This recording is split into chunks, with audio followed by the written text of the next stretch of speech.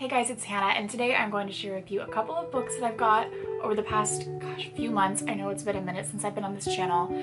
I'm gonna mass film a couple of videos today, so more will come your way. First off, start with something that's sort of not in the haul. It's a book that I had given to me. At least I think it was given to me. Maybe I borrowed it and forgot about it, I don't know. But it's A Discovery of Witches by Deborah Harkness. I'm currently into it. I'm about not quite a quarter of the way through, but I am really enjoying it so far. I haven't read something that I would deem like supernatural.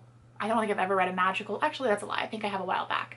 But it's just not usually my genre. I've read a couple books and I have liked them, but it's not something I continue to go back to for some reason. But I am really enjoying this, and I have actually started the show, and I like both very much. I think I'm on like episode 5 or 6 or something, and then I was just so hooked on it, I really had to pick up the book. I probably would have finished the whole show if the whole thing was out, but anyway, I'm reading this. So this is kind of an old discovery that I've had for a bit. The next one is a book by Ray Bradbury. It is called The Illustrated Man. I had a coworker actually tell me about this book, and she got it for me for my birthday. Gosh, I didn't really describe this one or this one. Sorry, I'm getting back into the filming thing. So I guess I'll just stick with the back of the book summary. I didn't super prepare for this.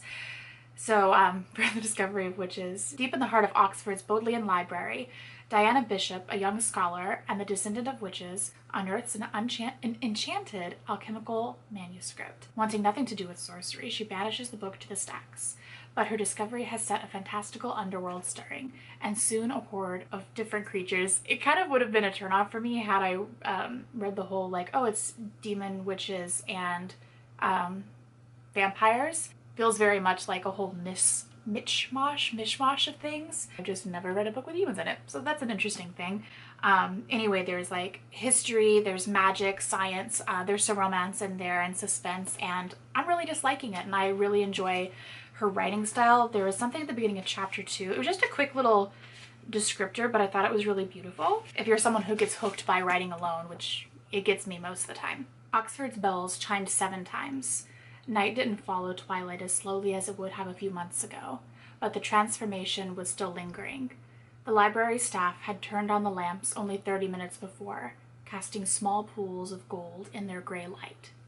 I love her descriptors. I like how she frames passages of time, and yeah, there's just like a lot I can like learn from her as a writer. So anyway, on to The Illustrated Man. 1951 this was published, and it's a collection of 18 science fiction short stories.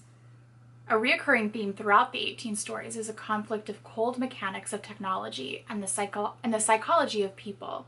It was nominated for an International Fantasy Award in 1952. A couple other things. This was a recommendation from Taryn Fisher. It is called On Writing, a Memoir of the Craft. Stephen King wrote this. I've never read anything by Stephen King. I've watched a few movies that were based from books that he wrote, and I'm honestly not a fan of most of them, but there was one that I have this particular fondness for that almost makes the rest of the ones I don't like kind of insignificant, I guess. It was Storm of the Century. That's what it was. Anyway, I kind of have been trying to get back into writing. I am very much a perfectionist, and I get nitpicky in things, and I just wanted to try to do my best to learn a couple new things along the way. And so I picked this up right around the same time I picked up this next book that's also more of a writing thing. And I thought if I can learn some things and really like hone my craft a little bit more, maybe that will make me feel more confident in finishing my story.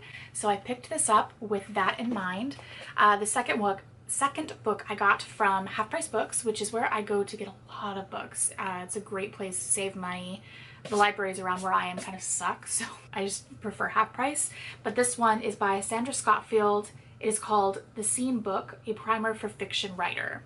I just kind of sat in the aisles and read bits from it and decided if I liked the format of it, if I felt like the examples were helpful. And that's exactly what I liked about this, is that there was examples in here. And it's like how to structure a scene, like action narratives, which is something I don't write a lot with, but I have one scene. It actually did turn out really well. I'm kind of proud of myself on that one. But I know that I can go in with this after really studying that and then dissect what I wrote and improve upon that even further. So again, it's just very much that improve upon my craft kind of a thing.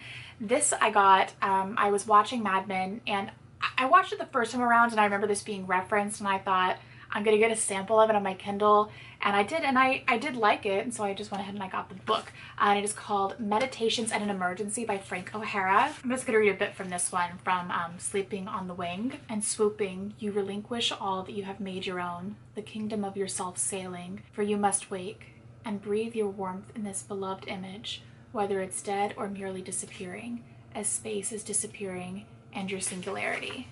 Anyway, there's a lot of little good ones in here. Is it my favorite book of poetry? No, but I did enjoy this.